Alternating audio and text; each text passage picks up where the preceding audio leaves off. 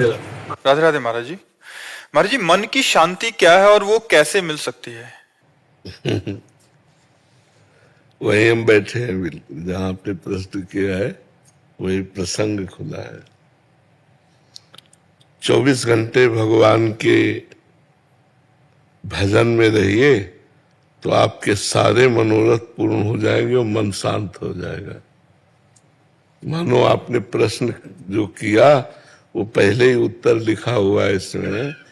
कह रहे हैं 24 घंटे आप भगवान का नाम जप कीजिए, 24 घंटे का अभ्यास बनाइए, आपको जो चाहिए संसार से लेकर भगवान तक सब कुछ प्राप्त हो जाएगा।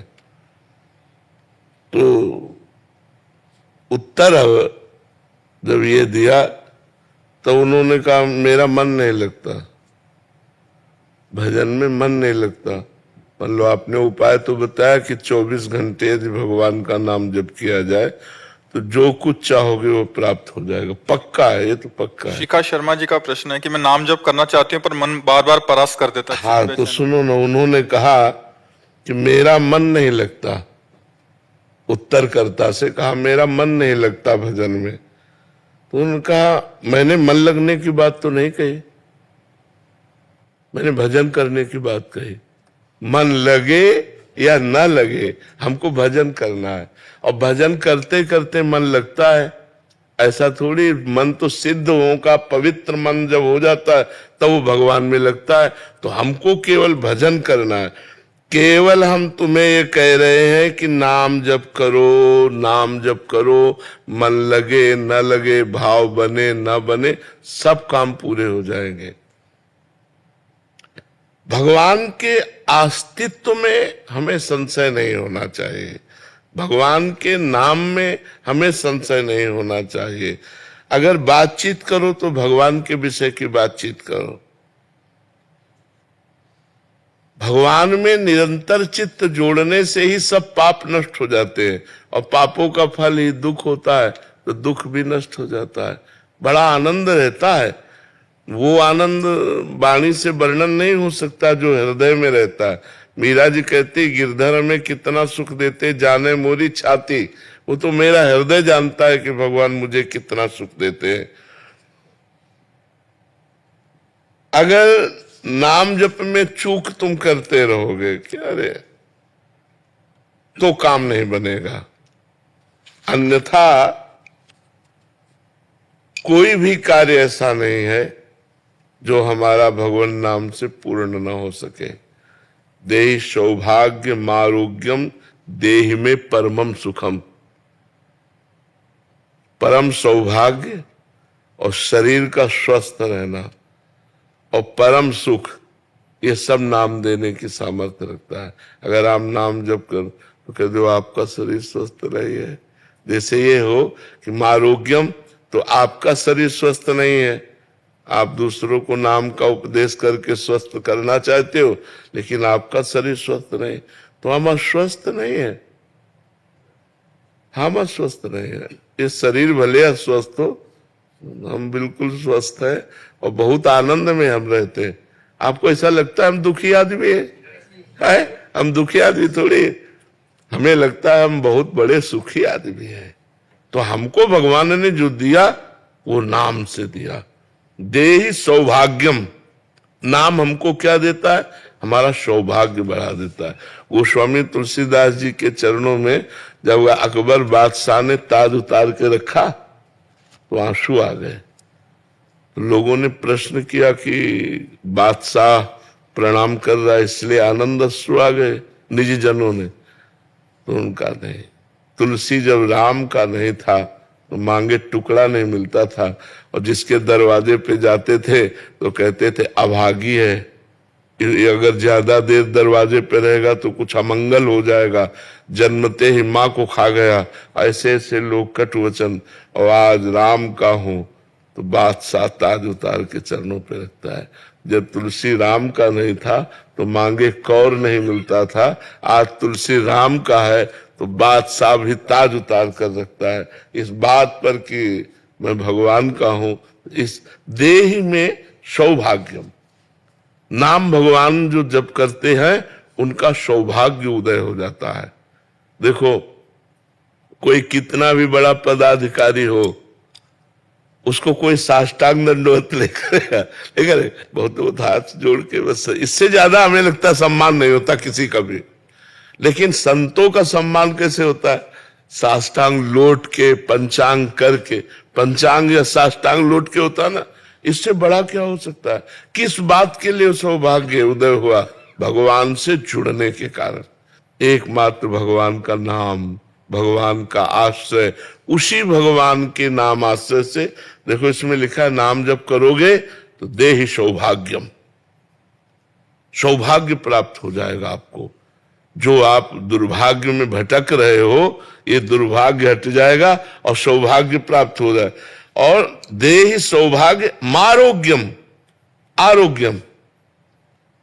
भगवान के नाम के जपने से जो रस निकलता है ना, नाम का, नामामृत का रस, जैसे हम राधा राधा राधा, तो जो रस निकला ना, और जब हम उसको घटकते हैं ना, तो हमारी अकाल मृत्यु का नाश कर देता है। हमारे जो पापाचरण के द्वारा भारी से भारी रोग आकर हमको पीड़ित करने वाले, उनका प्रभाव नष्ट कर देता है। शरीर में रोग है, लेकिन मैं रोग रहित हूं। ये नाम का प्रभाव आपको बता रहे, ये नाम का बल बता रहे हैं। और कह रहे देह में परमम सुखम। परम सुख क्या है? ये सब पार्थिव सुख है। परम सुख है प्रियालाल की रूप माधुरी की झलक आ रही, उनके प्रेम में आंसू बह रहे हैं, उनके लिए हृदय तड़प रहा है, ये परम सुख है। परम सुख ये थोड़ी है कि रुपया और पैसा, भोग सामग्री, खान पान, पद प्रतिष्ठा, ये परम सुख थोड़ी है। परम सुख है भगवान। परम कौन है? भगवान। भगवान के चरणों का प्रेम। और जो सुत वित्त लोक ईसना तीनी, ये जो पुत्रैषणा, वित्तैषणा और लोकैषणा, जिसको सीधे भाषा में कहा जाता है कंचन, कामिनी, कीर्ति, इन तीनों पर विजय प्राप्त करा देता है नाम। तीनों पर नाम विजय प्राप्त करा। ना कभी आपके अंदर कामिनी की इच्छा होगी, न कंचन की इच्छा होगी, और न सम्मान की इच्छा होगी। आपको इतना महान नाम बना देगा। न धनम न जनम सुंदरीम कविताम व जगदीश कामये। नाम जापक के हृदय में कैसा?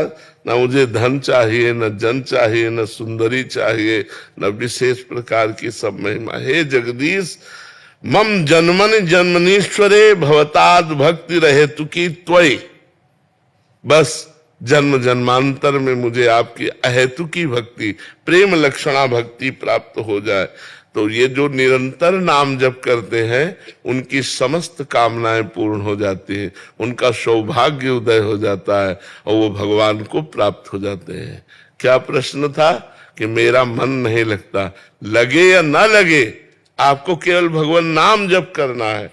मन लगे ना लगे आप इसकी चिंता ना करो। जैसे अग्नि छुआ दी जाए, तो चाहे भूल से छू जाए, चाहे जानकारी से छू जाए, चाहे श्रद्धा से छू जाए, उसमें दाहिका शक्ति है, वो जला देगी। ऐसे ही नाम में सर्व पाप नाशक शक्ति है, सर्व सुख प्रदान करने वाली शक्ति है। तो आप राधा राधा राधा भाव बने न बने, नाम में मन लगे न लगे, हमको जपना है। जपने से परम कल्याण हो जाएगा। जी शशि जी। राधा राधा। राधे राधे महाराज जी। महाराज जी, मैं ये जानना चाहती हूँ कि सेवा और नाम जप में किसका महत्व ज्यादा है? दोनों। पंछी दो पंखों से उड़ता है, दो पंखों में महत्व किसका है? दोनों का महत्व है। अगर एक भी पंख टूट जाए तो उड़ नहीं सकता। ऐसे परमार्थ की साधना सेवा और सुमिरन से होती है। सेवा सुमिरन, भजन जो नाम जप है वो सुमिरन में आता है, और जो सेवा है वो जैसे गुरु सेवा, माता पिता की सेवा, परिवार की सेवा, प्रिया प्रीतम की सेवा, ये सब सेवाओं की, गौ सेवा, ये सब भगवत सेवा के अंतर्गत आता है। हम भगवत भावना से सेवा भी करें और नाम जप भी करें। अगर हम केवल नाम जप करते हैं तो सेवा नहीं करेंगे तो हमारे कर्तव्य का विरोध। माता पिता बूढ़े हैं, अब उनको हमें पानी देना, हम कह रहे हमने बैठ के नाम जप कर, नहीं, नाम जप करते हुए पानी दो जाके, नाम जप करते हुए उनके कपड़े धो, नाम जप करते हुए अपने सास ससुर की सेवा करो, नाम जप करते हुए अपने पति की सेवा करो, नाम जप करते हुए अपने पुत्र की सेवा करो। तो सेवा और सुमिरन दोनों जरूरी है, दोनों का बहुत बड़ा महत्व है। बिना सेवा के सुमिरन अधूरा और बिना सुमिरन के सेवा अधूरी। इसलिए गुरु सेवा, संत सेवा, भगवत सेवा, माता पिता की सेवा, परिवार की सेवा, ये सब जगह कहा जाता है सेवा करो, साधु सेवा करो, क्योंकि उससे सुमिरन में हमारी बढ़ोतरी होगी और जो सुमिरन कर रहे हैं उससे भगवान की प्राप्ति हो जाएगी। अमिता जी, राधे राधे महाराज जी। महाराज जी, आप कहते हैं कि आपके यहाँ कोई चमत्कार नहीं है, पर जब हार के कोई आपके पास आता है तो आप उसे कहते हैं जाओ प्रयास करो, तुम्हें आध्यात्मिक बल का अनुभव होगा। बाबा, आपके दरबार की, तेरे दरबार की आली नराली, वो आपने हमारे पास जो कुछ है वो राधा नाम है और राधा किशोरी के चरणारविंद हैं। उन्हीं के बल से कहते हैं आप नाम जप करो, आपका परम मंगल होगा, कि आपकी हर समस्या का समाधान हो जाएगा। आप नाम जप करो, धैर्य पूर्वक धीरे धीरे चलो, लॉन्ग टाइम तक नाम जप करो। ये नहीं कि 2-4 माला किए छोड़ दिए, हर समस्या का समाधान हो जाएगा, भगवान की प्राप्ति हो जाएगी। इससे बढ़कर और क्या है। कोई भी देखो, जैसे शरीर में दुख है हमारे, लेकिन उसकी व्यथा नहीं है, हमें परेशानियां हैं, बहुत परेशानी। जब किडनी फेल है दोनों तो कितनी परेशानी हो सकती है, लेकिन व्यथा नहीं है, हम परेशान नहीं है। ये भगवान के नाम का चमत्कार, भगवान के नाम की महिमा, कि हमें परेशानी होते हुए भी परेशानी नहीं है। मरना है उसका डर नहीं है, कोई विपत्ति नहीं है, चाहे जितनी बड़ी विपत्ति हो, कोई विपत्ति नहीं है। ये चीजों में तो आप लोग परेशान रहते हैं ना, शरीर की विपत्ति, समाज की विपत्ति, धन की आवश्यकता, कल क्या होगा इसकी चिंता। इस सब से मुक्त करने के लिए राधा नाम है। अगर आप भगवान का नाम जप करें, अच्छा, आप लोग जो प्रभावित हो रहे हैं वो अंदर से आप जानते हैं सत्य क्या है और असत्य क्या है, पाखंड क्या है और सत्य भक्ति क्या है। आप ना जानते हो तो भी आप जानते हैं, क्योंकि भगवान के अंश है। तो आपको कहीं ना कहीं यहां बैठ करके आत्म शांति मिलती है, आत्मविश्वास जागृत होता है। यही चमत्कार है हमारी श्री जी का, कि सबके हृदयों को आह्लाद प्रदान कर रहे हैं। पैसे से या नाना प्रकार की वस्तुओं से आह्लाद नहीं होता, थोड़ी देर के लिए सुख होता है, फिर दुख में बदल जाता है। लेकिन ये जो आनंद होता है ये भागवतिक है, तत्काल उसका प्रभाव पड़ता है आनंद का, कि जीव जो है दुख से, विपत्ति से उबरने के लिए भगवान का आश्रय ले लेता है, गंदी बातें छोड़ देता है। उस आनंद का प्रभाव देखो कि हमारे हजारों भाई लोग हैं ऐसे जो शराब छोड़ दिए, मांस छोड़ दिए, गंदी बातें छोड़ दिए, तिलक लगाने लगे, कंठी बांध लिए, अच्छे आचरण करने लगे। जो गंदे आचरणों में थे वो अच्छे आचरणों में आ गए। अब आप इसी को चमत्कार समझ सकते हैं, इसी को परिवर्तन समझ सकते हैं। और सबसे बड़ी बात होती है किसी जीव की बुद्धि को बदल देना, सबसे बड़ा चमत्कार होता है किसी जीव की बुद्धि को बदल देना। तो हमारी श्री जी सबसे बड़ा चमत्कार कर रही कि बिगड़ैल जितनी बुद्धि है उन सबको सुधार रही है। यही चमत्कार है वृंदावन का, वृंदावन राधा के कुंज का, कि अगर आप सुन लिए तो सुधरोगे जरूर। बहुत सारे डरते हैं कि या तो सुनना नहीं या तो सुनना नहीं, कि हमें प्रेमानंद की बात बंद कर दो, सुनना। अगर सुन लिए तो तुम्हें शराब छोड़ना पड़ेगा, मांस छोड़ना पड़ेगा, गंदी बातें छोड़ने पड़ेंगे, अच्छे मार्ग में आना पड़ेगा, नहीं तो तुम्हारे जलन पैदा हो जाएगी, हृदय जलने लगेगा और आप सुधरने लगोगे। यही बात हमारी श्री जी की है। राम जी, राधे राधे महाराज जी। महाराज जी, स्वामी सुंदरदास जी महाराज जी की वाणी में कहा गया है कि देहधारी से प्रीत ना कोई, सो अवतार कहाया, वे हम दोनों भाई भाई एको जननी जाया। महाराज जी, प्रभु संत वाणी जी में कह रहे हैं कि देहधारी जो अवतार आदि सभी को और हम सभी को एक कहा गया है। एक जननी यानी माया से उत्पन्न है, तो माया से प्रीत करना यानी अवतार का भजन करने से क्या माया का भजन होगा, और माया के भजन से कल्याण नहीं होता, संत कहते हैं।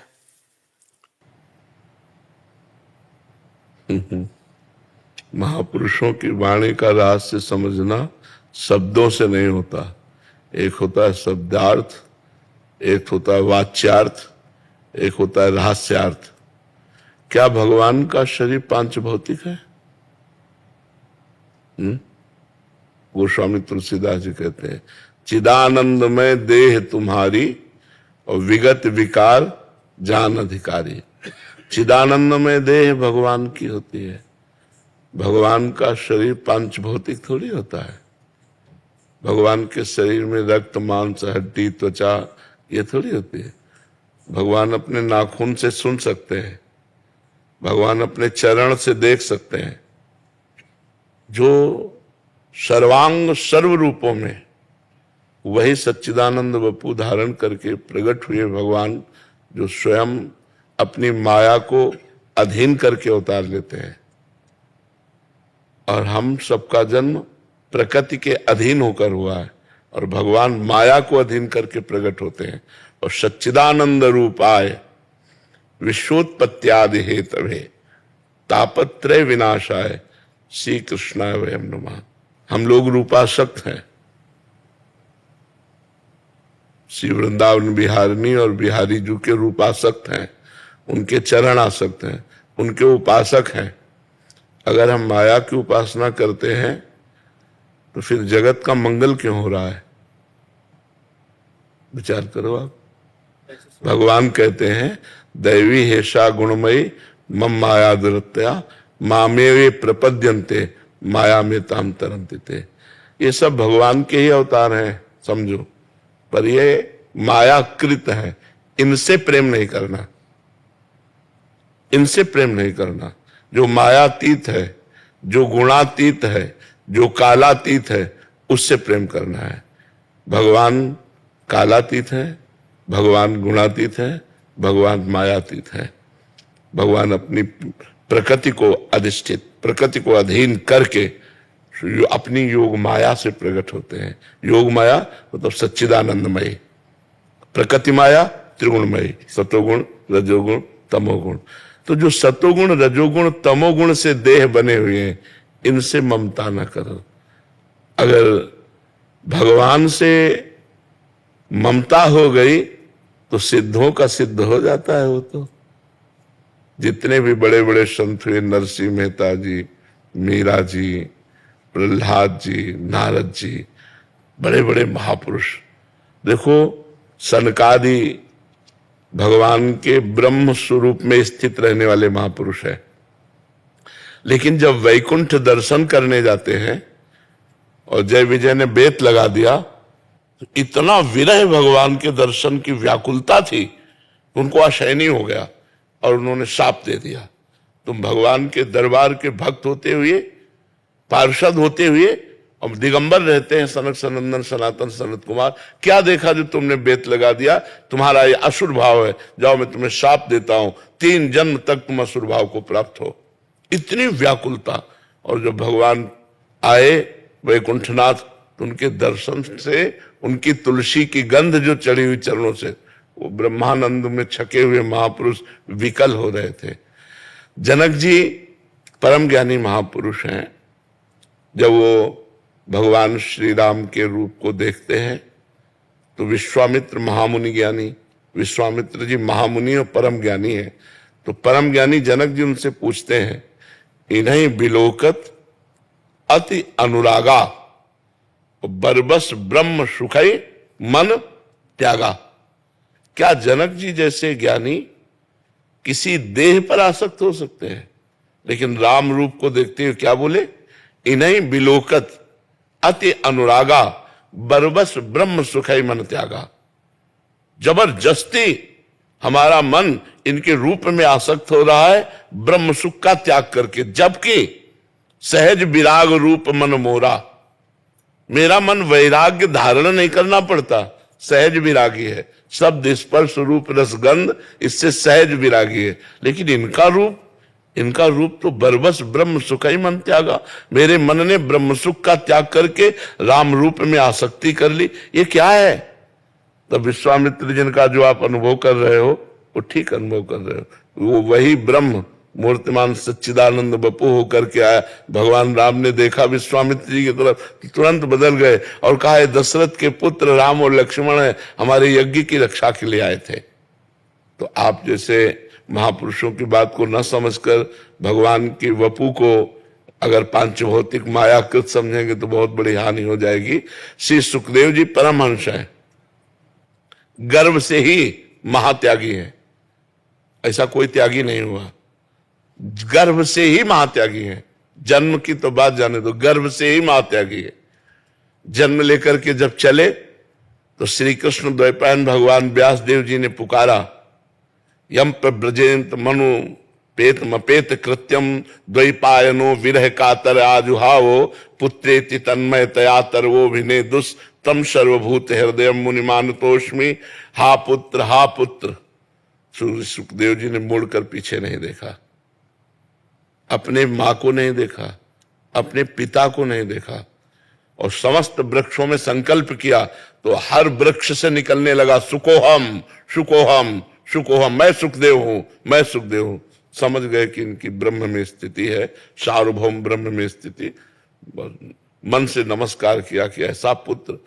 और वही सुखदेव जी, उन्हीं भगवान व्यास देव जी के शिष्य के द्वारा गाया हुआ एक श्लोक जब सुना, बरहा पीडम नटवर बपु कर्णयोः कर्णिकारम बिभ्रदवासः कनक कपिसम वैजयंतीं च मालाम रंध्रान वेणोरधर सुधया पूरयन गोप वृंदै वृंदारण्यम स्वपद रमणम प्राविशद गीत कीर्ति।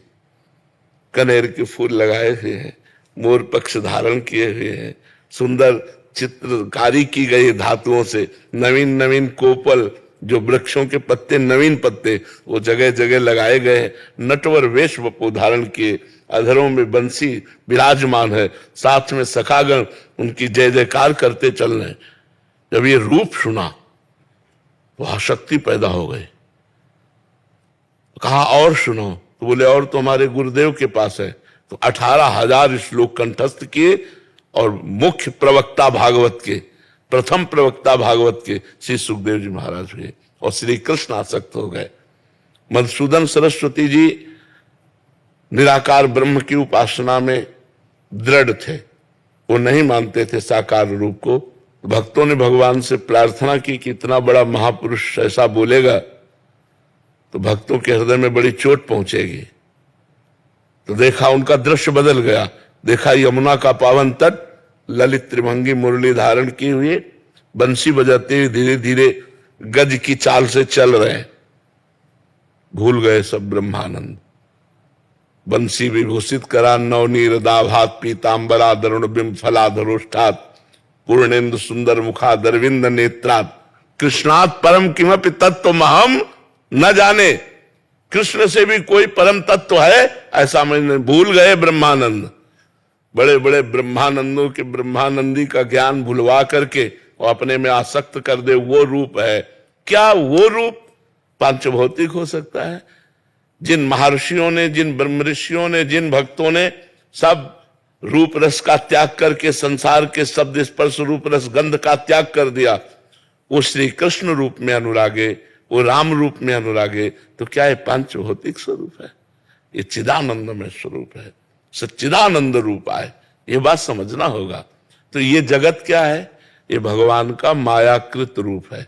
इन देहों में आसक्ति नहीं करना, लेकिन भगवान में परमाशक्ति करना है। अब यही तुम्हें और बता दें बिल्कुल सरल भाषा में। गुरु का शरीर मायाकृत है, मानते हो?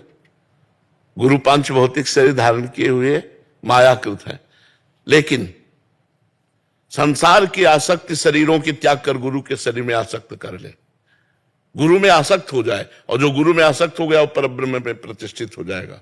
तो विचार करो, जब पांच भौतिक देहधारी गुरु में आसक्ति कर लेने पर वो ब्रह्म में स्थित हो जाता है। गुरु आसक्त चित्त ही महान पुरुष हुए हैं। जितने हुए हैं महान पुरुष वो सब गुरु आसक्त चित्त हुए हैं। कोई भी महापुरुष हो उनको देखो अपने गुरु में कितने आसक्त है। ऐसे आसक्त महापुरुष जो समस्त देहों का राग त्याग दिए, अगर देहासक्ति ना करते, गुरु से प्यार ना करते मां की तरह, तो वो स्थिति प्राप्त ना होती। तो गुरु तो पांच भौतिक देहधारी होता है और भगवान तो चिदानंदमय देह वाले होते हैं। अब विचार करो, पांच भौतिक देह में ये अग्नि तत्व इसमें मिला हुआ है, अगर मुंह में कोयला रख दिया जाए तो जल जाएगा ना। और भगवान श्री कृष्ण 5 वर्ष की अवस्था है और ग्वाल बाल पूरे जंगल में आग लग गई और सब बीच में फंस गए, मैं गौओं सहित। कहा कन्हैया हम सब मर जाएंगे, इतनी ये जो जंगल की आग है ये हमें सब भस्म कर देगी। भगवान मुंह बगारा और पूरी आग को पी गए। दूसरी बार मुंजा टबी में आग लगी, सबसे कहा आंख बंद कर लो और सबको भांडीरवट भेज दिया उनको उठाकर, और आप पूरी आग को पी गए। आप विचार करो, एक बूंद जहर काफी है कालिया का लोगों को मारने के लिए, पूरा जहर का दह है और उसमें काली नाग रहता था 101 फण वाला। भगवान कूद करके उस दह में और उसको मान मर्दन करके और आदेश किया रमणक द्वीप जाइए। और भगवान, अगर भगवान का पंच भौतिक देह होता वही भस्म हो जाता। सोचिए 7 वर्ष के गिरधारी हैं और 21 किलोमीटर के गिरिराज जी है, ऐसे 7 दिन 7 रात, क्या पांच भौतिक शरीर में ऐसी सामर्थ्य है? विचार करके देखिए। तो महापुरुषों के कथन को हमको समझना होगा। इन देहों से राग मिटाने के लिए कह रहे हैं, ना कि भगवान से। जब भगवान में प्रेम हो जाता है तो सुंदरदास जी ने लिखा है, न लाज तीन लोकन की, न वेद को कहो करे, न शंख भूत प्रेत की, न देव जच्छते डरे, सुने न कान और की, दृश्य न और इच्छना। सुंदरदास जी कहते यही है भक्ति प्रेम लक्षणा। तो प्रेम किससे? भगवान से ना। ये बात सर आप और पढ़ करके देखिए, कितनी वाणी में भगवान के कितने सुंदर प्रेम का वर्णन किया है, कितने सुंदर प्रेम। तो महापुरुषों ने निराकार और साकार दोनों का वर्णन किया है। तो भगवान की देह से वैराग्य की बात कहीं नहीं कही गई। आप कहीं हमें लिखित दिखाना कि भगवान की देह से जितने बड़े बड़े परमहंस हुए वो सब भगवान में आसक्त चित्त थे। देखो सनकादि निरंतर हरिशरणम रटते रहते हैं।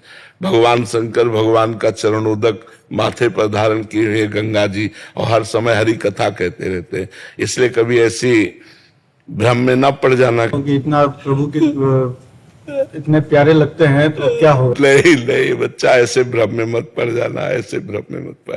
शास्त्रों को इसीलिए कहा गया गुरुजनों से सुना जाए, महापुरुषों से सुना जाए।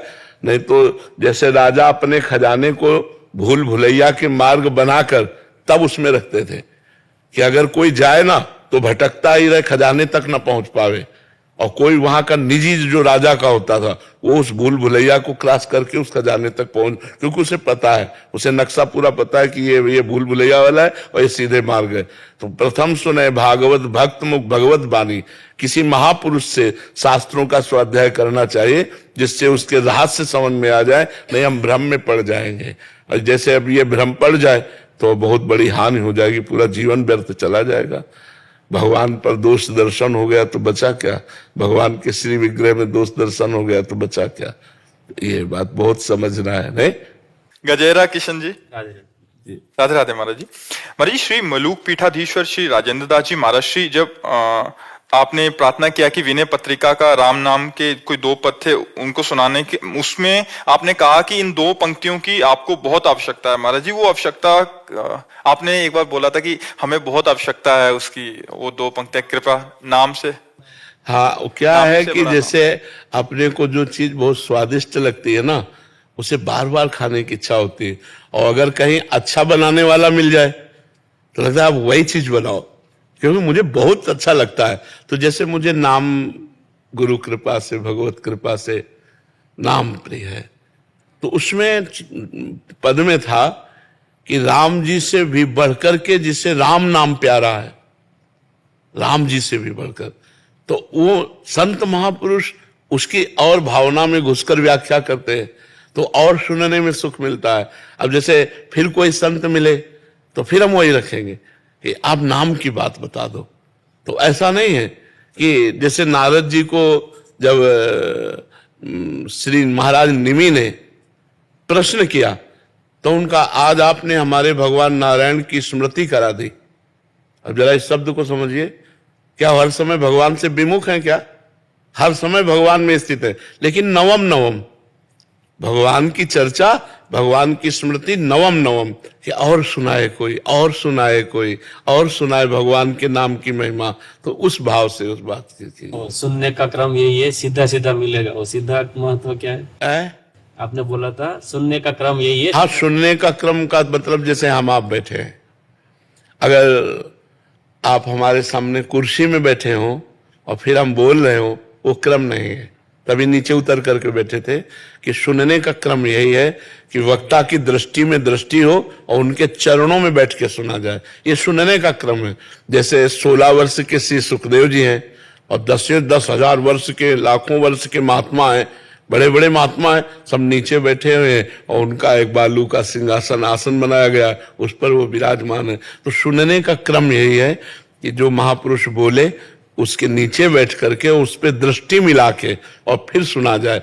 जैसे चातक जो है, एक भी बूंद गिरा तो सीधे मुंह पे लेता है, ऐसे जो चातक श्रोता होता है, एक भी शब्द निकला कान से लेके हृदय में बैठा लिया, ओ ये बात, ये बात, ये बात, और फिर उसका मनन किया और उसको स्थापित कर लिया अपने हृदय में। अब वो पूरे जन्म भर के लिए बात स्थापित हो गई, मनन करके, समझ करके। समझ गए ना जी? कृष्णपाल जी, श्री हरिवंश महाराज जी। महाराज जी, अभी आपकी जो पूज्य राजेंद्र जाट जी महाराज जी के साथ चर्चा हुई थी, जिसमें पूज्य महाराज जी ने बोला था कि गुरु प्रदत्त जो नियम है उसको कर लीजिए, मंत्र जैसे 11 माला दिया, उसके अलावा नाम जप कर सकते हैं। बट अभी क्या साधकों को, जैसे इनको ही वो है संशय है कि महाराज जी पहले तो 11 माला से ज्यादा भी कर लेते थे, 20 कर लेते थे, अभी ऐसा मन में हो गया कि गुरु प्रदत्त 11 माला ही करनी है, उसके अलावा वहां संतों की बात को समझना चाहिए। जैसे नाम की महिमा चल रही है, हमारा नाम प्रेम अधिक है। उन्होंने देखो प्रसंग भी कहा था कि एक संत थे जो राम राम राम राम जपते थे और 1 अरब नाम उन्होंने जपा भगवान का, तो भगवान का साक्षात्कार हो गया। इतना मतलब रात दिन, पर उन्होंने गुरु नहीं बनाया था। तो सब संतों ने उनसे कहा कि आपने गुरु नहीं बनाया, निगुड़ा हो, भले आप भगवत, लेकिन संत समाज में तो गुरु। तो उस समय जिन महापुरुष का प्रकाश था उनकी शरण में गए, तो वो निम्बार्क संप्रदाय के थे, तो उन्होंने उनको मंत्र दिया।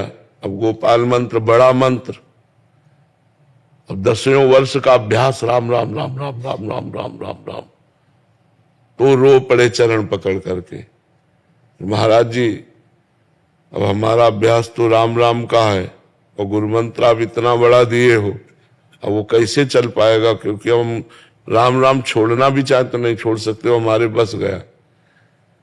तो उन्होंने कहा कि आप थोड़ा गुरु मंत्र जप लिया और फिर राम नाम।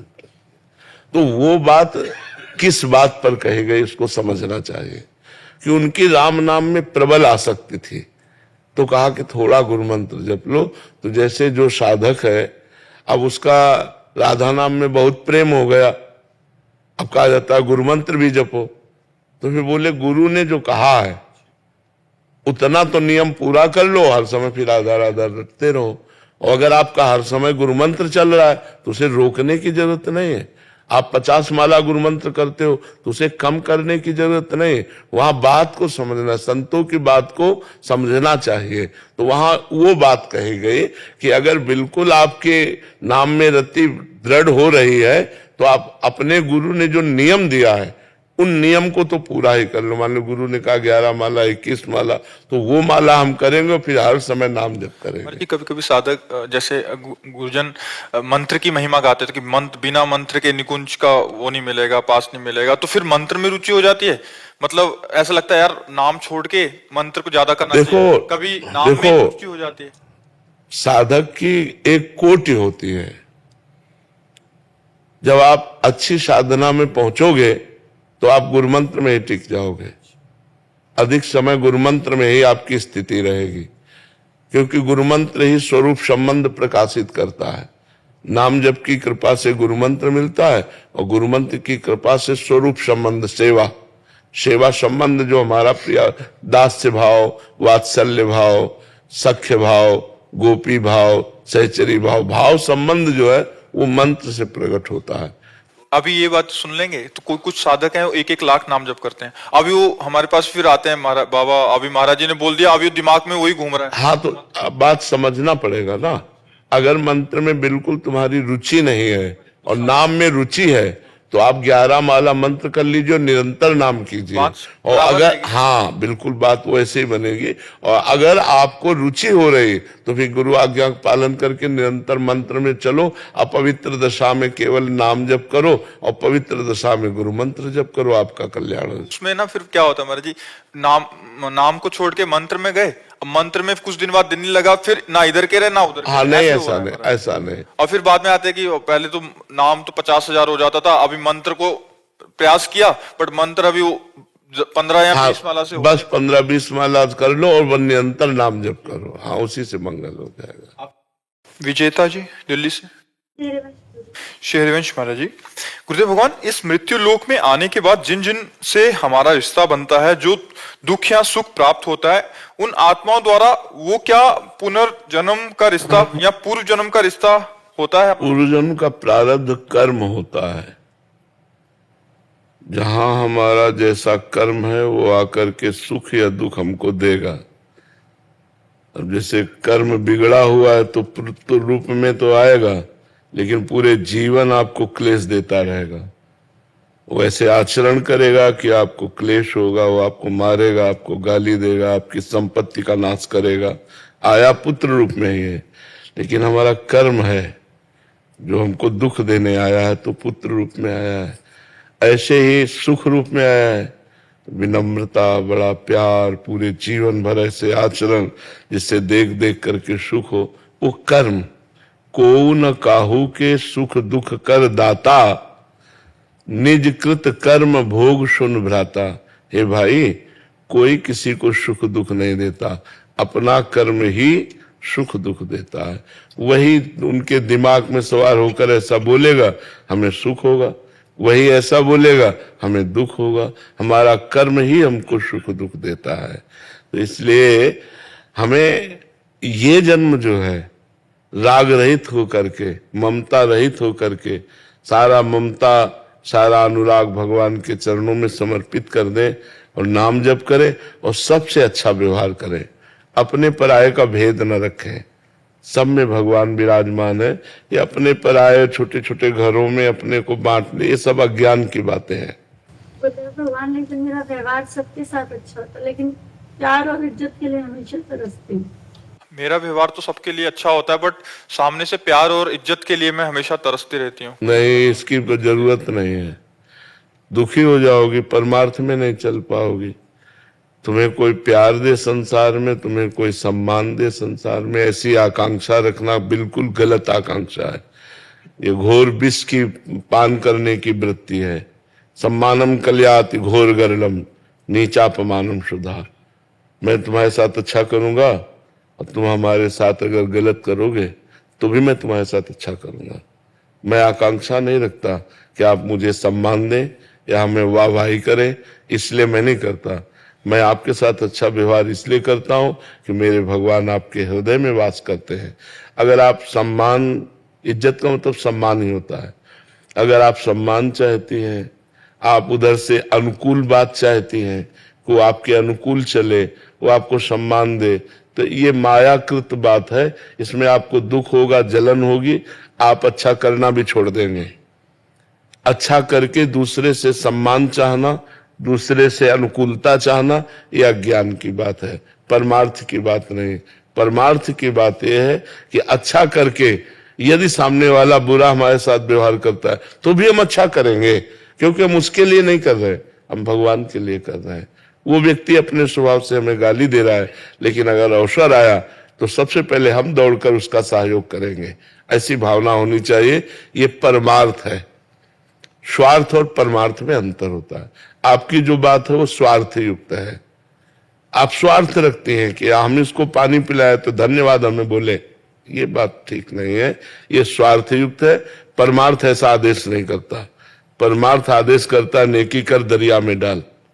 अच्छा किया और परमात्मा के लिए समर्पित कर दिया। तुम हमारे साथ उसके बदले में क्या व्यवहार करते हो, हमें उससे कोई मतलब नहीं है। अगर आप परमार्थ में चलना चाहती है तो इस बात को स्वीकार करें, क्योंकि दुखों का नाश करने वाला परमार्थ ही अध्यात्म ही है। स्वार्थ में तो दुख ही दुख है। ये पक्की बात समझ लीजिए कि जिसको आप सहयोग करेंगी, अधिक से अधिक जिसको आप प्यार देंगी, सम्मान देंगी, दुलार करेंगी, वही ऐसा आचरण करेगा कि आपका हृदय जलेगा। अगर आप सम्मान और इज्जत चाहती हैं तो परमार्थ पे फिर चलना बड़ा कठिन हो जाएगा, क्योंकि संसार प्रतिकूल व्यवहार करता है। हमको हंस के प्रतिकूलता को टाल करके आगे बढ़ना है। अगर हम इसी अनुकूलता प्रतिकूलता में स्थित रहे तो क्षमता को कैसे प्राप्त होंगे, कैसे भगवान के चरणों तक हम पहुंचेंगे। ये मार्ग बड़ा चढ़ने वाला है, ऊर्ध्वगामी मार्ग है। ये मार्ग ऊर्ध्व है, ये अधो मार्ग है। तो अधो मार्ग की तरफ मत चलो, ऊर्ध्व मार्ग, स्वार्थ की तरफ मत चलो, परमार्थ की तरफ चलो। गुलशन जी महाराष्ट्र से। जय जय श्री राधे। श्री हरिवंश महाराज जी, आपके चरणों में कोटि कोटि प्रणाम।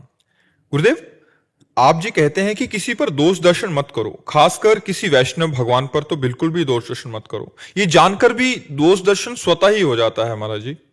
ये हमारे अंदर एक कमी है जो हम छिद्रान्वेषण करते हैं। छिद्रान्वेषण माने दूसरों के दोषों का दर्शन नहीं करना है। क्यों नहीं करना? जब वो गंदा आदमी है तो परमात्मा भी अंदर विराजमान है, ये क्यों नहीं देखा? क्रियाएं जो हो रही है, जैसे कठपुतली नाच रही है तो अज्ञानी जीव कठपुतली को बुरा भला कहेगा, लेकिन जो विवेकी पुरुष है, जानने वाला है, वो कठपुतली को दोष नहीं देगा, उस नचाने वाले को। वाह यार, क्या कलाकार है नचाने वाला। तो हमारे भगवान 3 प्रकार का नाच नचा रहे हैं पूरे जगत में, सतोगुणी, रजोगुणी और तमोगुणी। तो सतोगुण निर्दोष है, रजोगुण और तमोगुण में दोष है। तो कोई रजोगुणी है, कोई तमोगुणी है, कोई कामासक्त है, क्रोधासक्त, लोभासक्त, मोहासक्त, ऐसी लीलाएं कर रहा है, इन्हीं में तो दोष है। और कोई भगवद आसक्त है, भजन कर रहा है। तो मेरे भगवान की सब लीला हो रही है। जैसे ये गलत कर रहे हैं तो हम इनकी गलती ना देखकर इनमें भगवान विराजमान ये देखे ना। सिय राम में सब जग जानी, करो प्रणाम जोर जुग पानी। इनमें गलती जो दिखाई दे रही वो हमारे अंदर है। अगर हमारे अंदर गलती ना हो तो इनमें गलती दिखाई नहीं देगी। जैसे हमसे पूछो कि कोई गलत है तो हमें लगता है कोई गलत नहीं। भाई वो बेचारा विवश है भगवान की माया से, उसमें क्या है? भगवान चाहे तो 1 मिनट में उसे महात्मा बना दे, और वही छूट दिए इसलिए माया रौंद रही है। विचार करो, विवेक करो, क्या आप में दोष नहीं है? जब हम निर्दोष हो जाएंगे तो हमें कोई दोषी दिखाई नहीं देगा। और बुरा जो देखकर मैं चला, बुरा न मिलिया कोई, जो दिल खोजू आपनो, तो हमसे बुरा ना हो। हमारे अंदर बहुत बुराइयां हैं। तो तेरे भावे जो करे भलो बुरो संसार, नारायण तू बैठ के अपनो भवन बुहार। जो जैसा चल रहा है भगवान की माया से युक्त है। हमको अपने हृदय को निष्पाप करना है, अपने हृदय को निर्दोष करना है।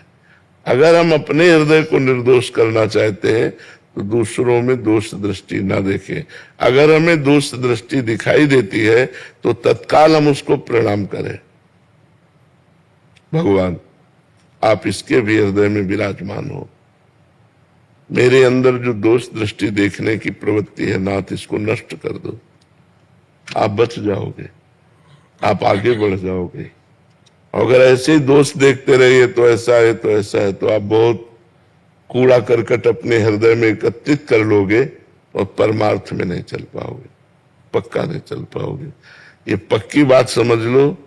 जो हम दूसरों में दोष देखते हैं वो हमारे अंदर दोष होता है, और जब हम दूसरे को दोषी कहेंगे तो हमारे अंदर वो दोष बढ़ जाता है और हमको फिर भ्रष्ट कर देता है, नष्ट कर देता है। पक्की बात मान लो। इसलिए किसी के दोष दर्शन मत करो, किसी की निंदा मत करो, किसी के दोष कथन श्रवण करने से बहुत जल्दी अंतःकरण अपवित्र हो जाता है, पाप दूसरों का हमारे ऊपर आ जाता है। तो देखो पुण्य करना कितना कठिन और नष्ट होना एक क्षण में है। किए सुकृत बहु जन्म के क्षण में डारे खोए, भक्तन निंदा अति बुरी भूल करे जिनको। अगर किसी भक्ति की निंदा कर दी तुमने तो बहुत जन्मों के किए हुए पुण्य एक क्षण में सब मिट्टिया मेट हो गए और पाप की गठरी बांधकर नरक जाने की तैयारी हो गई। तो इतना बड़ा पाप हम क्यों करें? जो कर जिसका जो मन हो कर रहा है, सब राधा राधा पूरी सृष्टि है। हमको सुधर के चलना है, हमको अच्छा बनना है, हमको भगवान का भक्त बनना है, तो हमको सुधार करना है। हाँ, कोई पूछ ले हमसे कि हम कैसे चले भगवान के मार्ग में, हमें कोई कमियां है तो बता देना चाहिए कि भाई मुझे जैसा लग रहा है कि आप ये नशा छोड़ो, आप ये गंदी बात छोड़ो, आप ये गंदा आचरण छोड़ो, तो आप भगवान की भक्ति कर सकते हो। वो निंदा नहीं होगी, डायरेक्ट उससे बात करना। लेकिन उसके पीछे बात करना कि आदमी ऐसा, वो निंदा हो जाएगी। तो परदोष दर्शन और निंदा मत करो, नहीं तो अपना परमार्थ चला जाएगा। समझ पा रहे हो आप? गुरुदेव भगवान मन में दोष दर्शन हो जाता है, स्वतः हो जाता है। प्रणाम कर लिया करो, उसी मन से प्रणाम कर लिया करो कि सब में भगवान है, तो दोष नहीं लगेगा। जहां दोष दर्शन हो वहीं भगवत भाव से प्रणाम कर लिया, ठीक है ना? राधे राधे महाराज जी, यदि किसी व्यक्ति को अपनी कमजोरियां मालूम हो लेकिन वो उन्हें छोड़ नहीं पा रहा हो और कई बार परिस्थितियां ऐसी बन गई हो कि वो सही मार्ग पर टिक ही ना पा रहा हो, तो क्या करें महाराज जी? भगवान से प्रार्थना करो और नाम जप करो। आगे चलकर ऐसी बुरी स्थिति दे दी जाएगी कि होश ठिकाने हो जाएंगे आपके। अभी समय ठीक है, पुण्य चल रहा है, तो मनमानी आचरण करने के लिए मन विवश कर देता है। लेकिन जब कर्म फल आता है ना, तो सिर्फ त्राहिमाम निकलता है और भोगना पड़ता है ना। अगर पाप कर्म बन जाता है तो उसका प्रायश्चित कर लो, कहीं वो पाप कर्म संचित में जमा ना हो जाए, कहीं संचित से प्रारब्ध न बन जाए। अगर प्रारब्ध बन गया तो फिर काटना मुश्किल, फिर भोगना ही पड़ेगा। जैसे ये प्रारब्ध बन गया तो मां के गर्भ से ही इस रोग का सृजन हो गया, पॉलिसिस्ट किडनी। ये वंशानुगत किडनी रोग होता है, माता पिता में जो रोग होता है वो पुत्र में भी आ जाता है। तो 30-35 की अवस्था में प्रकाशित हो गया और तब से लेकर अभी तक ये तो भगवान की शरण में है, इसलिए चल रहा है। तो हमें लगता है मनमानी मत करो, डरो, पाप कर्म से डरो, मन को डराओ कि अगर ऐसा पाप कर्म करोगे, कैंसर हो गया तो, किडनी फेल हो गई तो, नाना प्रकार के रोग हैं, कोई रोग हो गया तो डराओ मन को। गलती मत करो, नहीं वो गलती जब दंड रूप बन करके आएगी तब नहीं मिटा सकते, फिर भोगना पड़ेगा, अवश्य अवश्य भोगना पड़ेगा। इसलिए हमें लगता है अभी मनमानी मत करो। तो ये काम एस, जो काम है यही हमसे ऐसा करवाता है। काम एश, क्रोध एश, रजोगुण समुद्भवा। ये रजोगुण से उत्पन्न हुआ काम क्रोध आदि ही हमसे ऐसे पाप कर्म कराते। हमको बचना चाहिए इन कर्मों से। ये बहुत भयानक कर्म जब अपना दंड देते हैं ना, तो भयानक फल देते हैं। मतलब 100 रुपया जैसे ब्याज का ले लो ना, और जमींदार लोग नहीं, ब्याज के ऊपर ब्याज, ब्याज के ऊपर ब्याज, और जब जमा करने जाओ तो पता चला 10,000 रुपया, और अगर फिर चूक गए तो 20,000 रुपया, फिर तुम्हारी खेती ले लेंगे। ऐसे ही कर्म है, छोटा सा कर्म पाप कर्म, वो ब्याज पर ब्याज, ब्याज पर वो भयानक रूप बन करके जब बम की तरह गिरता है तो धज्जियां उड़ जाती हैं, शरीर की धज्जियां। एक्सीडेंट हुआ ये सब, या कार में आग लग गई, बैठे बैठे जल गए। क्या क्या दंड है आप देखो ना, संसार में क्या क्या दंड है। इसलिए हमें डरना चाहिए कि हमसे पाप कर्म न बने। भगवान का भजन करो, अपने मन को रोको, डराओ अपने मन को कि कोई पाप कर्म न बने। महाराज जी, अगर जाने अनजाने में हो गया हो तो प्रायश्चित कर लेना चाहिए उसका। जैसे भगवान का नाम जप है, श्रीमद् भागवत महापुराण का सप्ताहपारायण है, किसी तीर्थ में जाकर कोई मंत्रानुष्ठान है, और उस पाप के नष्ट करने के लिए मन में चिंतन करे, संकल्प करे कि वो जो हमसे पाप हो गया वो नष्ट हो, तो नष्ट हो जाएगा। इसी अभी नष्ट करने में वो जैसे एक बम्बूल का पेड़ है, इतना बड़ा उठा तो आप ऐसे मसल सकते हो, लेकिन जब बड़ा पेड़ हो गया तो इतने इतने बड़े कांटे, फिर वो कुलाल से भी काटने में होश खराब हो जाते हैं। ऐसे पाप कर्म है ना, अभी उठा तो आप मंत्र जप, नाम जप, अनुष्ठान के द्वारा उसको नष्ट कर सकते हो। नष्ट हो गया, खत्म हो गया।